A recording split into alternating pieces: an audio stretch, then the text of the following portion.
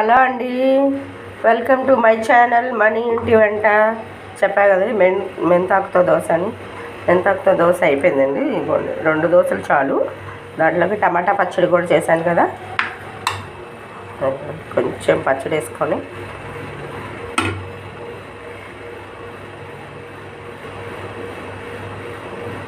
చాలా బాగుంటుందండి. పిల్లలకు కూడా మనకి ఇలా చేసి పెట్టామంటే వాళ్ళకి మంచిది. కాల్షియంలు కూడా తక్కువ. ఇప్పుడు వాతావరణాన్ని బట్టి పిల్లల శరీరాలు కూడా చాలా తేడా వస్తున్నాయి కాబట్టి ఇలా ఆకుకూరతో మీరు ఏదో ఒక ఆకుకూరతో సన్నగా కోసి లైట్గా ఫస్ట్ కొంచెంగా స్టార్ట్ చేయండి. తింటున్నారు అన్నప్పుడు కొంచెం అట్లా ఒక్కసారి మీరు ఏమన్నారు కదా అని చెప్పేసి ఒక్కసారి వేయకండి. ఏదైనా సరే కొంచెంగా పిల్లలకి స్టార్ట్ చేసామంటే వాళ్ళే తింటారు, అలవాటు పడతారు ఏదైనా సరే. ఇప్పుడు ప్రతి ఒక్క పిల్లలు ఏం చేస్తున్నారంటే పిజ్జాలు, బర్గర్లు, ఇంకా బయట ఫుడ్కి కాకుండా ఇలా చేసి పెట్టండి.